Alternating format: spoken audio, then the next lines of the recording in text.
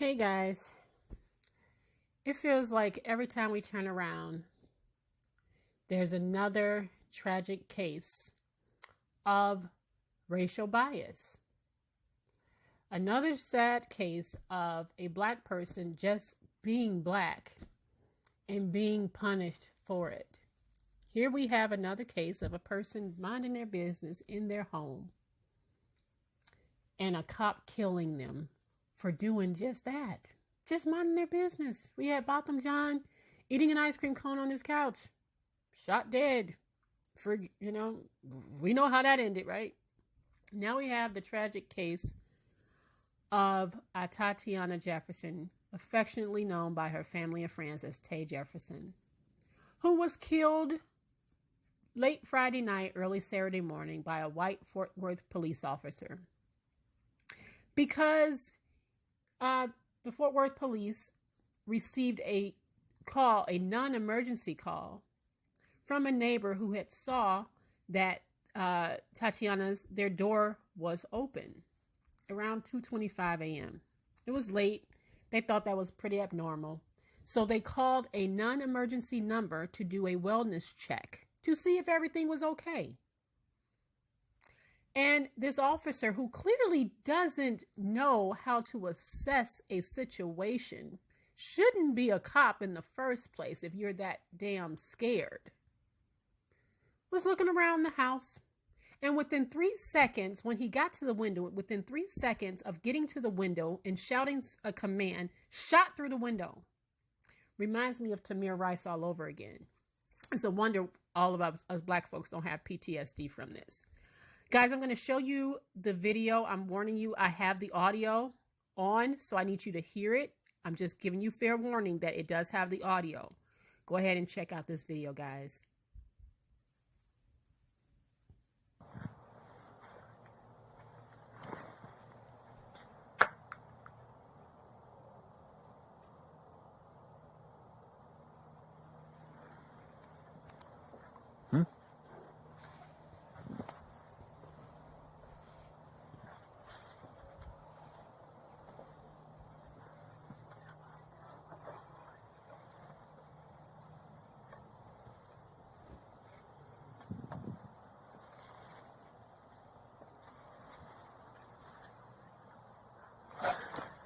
Put your hands up. Show me your hands.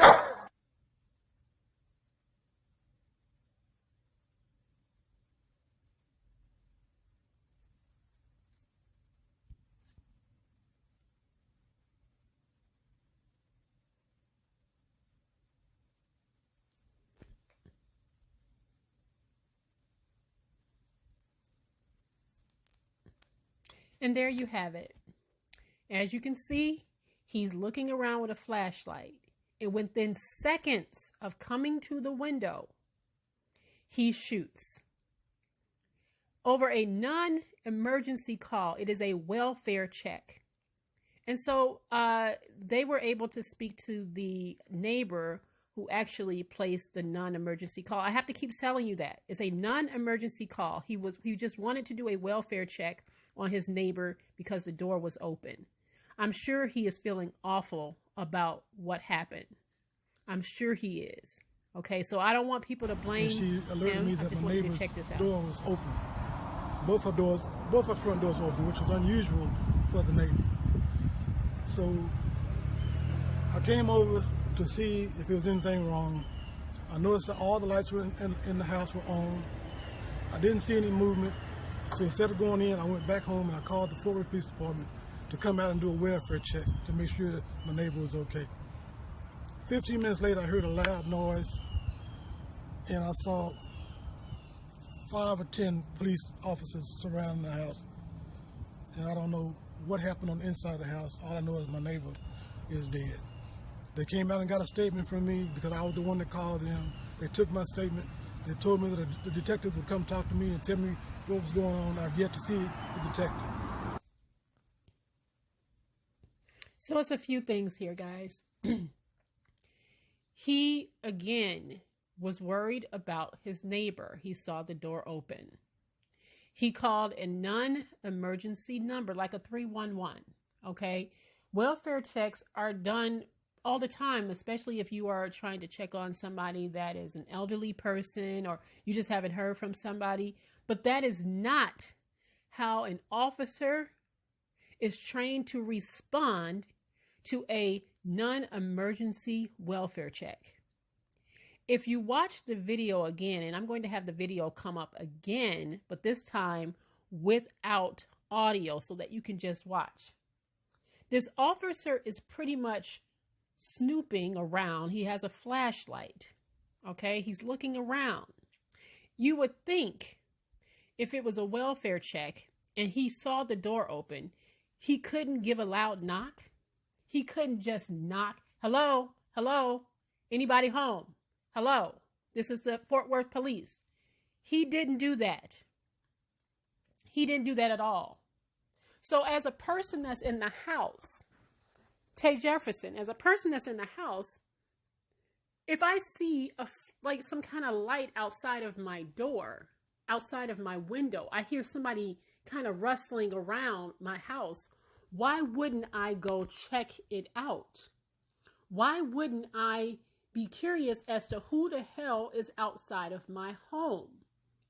If this officer was interested in doing his job, which was to check on the welfare of those who were inside of the house, wouldn't he have just knocked? Even if the door was open, knock on the screen door. There was a screen door. Why couldn't he have done that? That just tells me that, again, a lot of these cops have racial biases and they assume it. They assume that there's a threat. So, of course, I just showed you the frame. The Fort Worth Police Department, of course, they put out some kind of statement, as they always do, to basically say the officer perceived a threat. What threat could he have perceived? The neighbor did not say that he heard his neighbors arguing. He didn't say, oh, I hear them over there fighting. What could have been the perceived threat to him, except he had a black person call it in, and he assumed that the neighbors were black, and he assumed there was something going on. That is not how you assess a situation. I don't understand it. I don't get it. I don't understand it. I don't understand it at all. It just, here we are again. And then I was looking at the news. I was looking at the media, the media reports on it. And of course, do you know what they said? You know what they said. They recovered a gun in the house. So what? Are people not allowed to have guns? Isn't that your Second Amendment right? Oh, I guess you have to be white and then it wouldn't be so abnormal. Talking about they recovered a gun from the house. So goddamn what you recovered a gun. It is Texas. I didn't know it's not illegal to own a gun. It is not. But of course, they had to spin it like that. And even if she did grab her gun, which I don't think she did. They're not saying that she did. They are just saying they recovered a gun. Even if she had, she would have been in her right to do so. She was in her residence. She heard something outside, which is what made her probably come to the window. She was in her home playing video games with her nephew. Wasn't bothering a soul. Wasn't bothering a soul. And here we are again.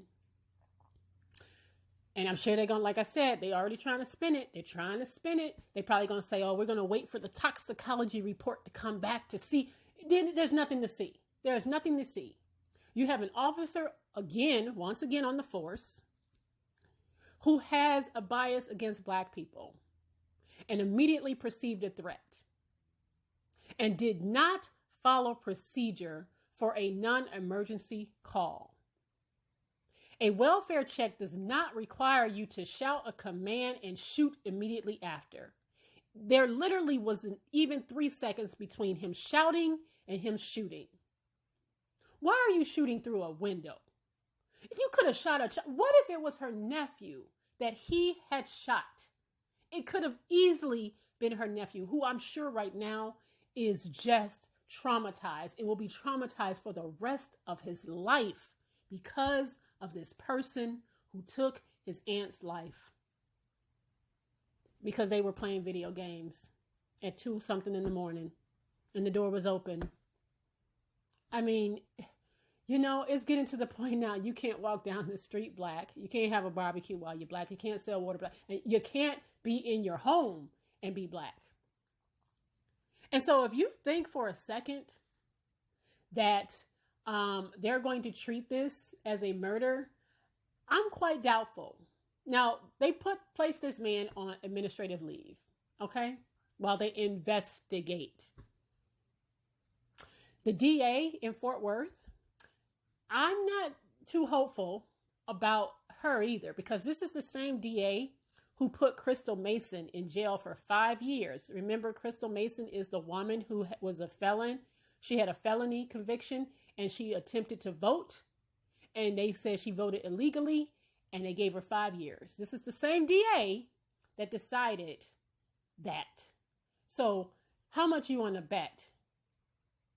Or how much you want to put a bet on the fact that she probably will not prosecute this man and find some justification in how he acted? I don't know how, but I'm just not hopeful. Forgive me for just having very little hope in situations like this. I just don't.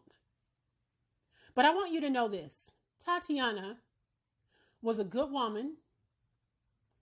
She had no criminal history. She was a pre-med student who graduated from Xavier University, and she was a pharmaceutical rep. She had a good life. She was at her mother's home because her mother was sick and she was taking care of her sick relatives. She was there while her mother was in the hospital. She was looking after her nephew, playing video games. People stay up all night sometimes playing video games. That's all she was doing. There was no crime in that. There's no crime in her having a gun in the house. So what? She had a gun. So a lot of us have guns to protect our house, protect the inside of our house. What was wrong with that? What was wrong with that? So they're going to try to spin it, y'all. They're going to try to make some of y'all doubt her. They're going to make some of y'all going to actually believe that, well, she had a gun. They're going to really, really work it, guys. They're going to spin it. And some of us going to be caught up in the spin. And some of us going to really start to believe that she was some kind of threat when she wasn't at all. He was the threat. Listen, if you are that afraid of walking around somebody's house, if you are that afraid, you should not be a cop. They should take your gun, they should take your badge and put a stop sign in your hand and be a crossing guard. The biggest threat to you right there is some jackass kid. And maybe a speeding car. That's your biggest threat. Because you don't deserve to be a cop if you don't even know how to assess a non-emergency situation. There was no assessment there. He snooped around with a flashlight. He did not knock and introduce himself. He did not knock and say, "This is me. I'm here. I'm a cop. I'm here checking on somebody." He didn't do any of that. He followed no procedures at all. He shot into a window, which could have easily been her nephew. But again, the media is going to spin it. They are going to spin it like somehow this woman was wrong. This is murder. I wonder how many of y'all want to now hug him, or do you just want to wait until after the verdict to hug him? Oh, there probably won't be a verdict because he probably will not be prosecuted. So, I just want to let y'all guys know. If you haven't heard this, I'm sure you've heard little rumblings of this, but if you haven't, this is what's going on. Another case of a cop that doesn't know how to be a cop and doesn't know how to do their jobs. They're so afraid of black people that they just shoot in the night. Just shoot. They don't care who they shoot. But Tatiana was a good woman. Okay? She was a good woman. And while the media is showing the gun, I'm not going to show you that. I'm going to show you the real Tatiana, who loved science, who loved medicine, who loved all of that, who loved her family. I want you to see her and who she really was, because again, they're not trying to show you that. They just, they're gonna, I'm telling you, they're about to try to smear this woman.